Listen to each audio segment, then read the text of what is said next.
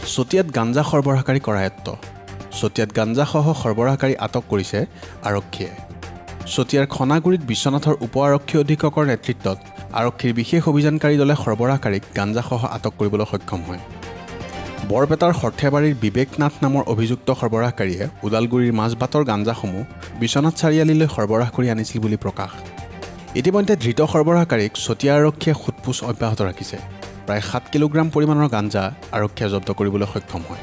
এটা নিছিলে বস্তুটো গাড়ীৰ পৰা নমাই পেলাই ছজন পুলি এজন এপিএছ ছাৰও আছে আহি পেলাই এইকেইটা নমাই মেলি খুলি পেলাই ধৰি পেলাই এইকণতে আমি গোটেইখিনি মানুহ সবকে মাতি আনি পেলাই দেখুৱাই পেলাই কেইটা বেগ আছিলে বেগ দুটা আছে তাতে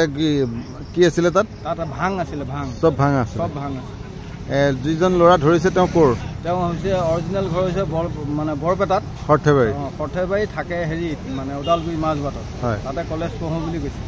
এতিয়া এই মাজবাটৰ পৰা আনিছিল এতিয়া বস্তুটো মাজবাটৰ পৰা আনিছে ক'লে নি আছিলে বিশ্বনাথ চাৰিআলি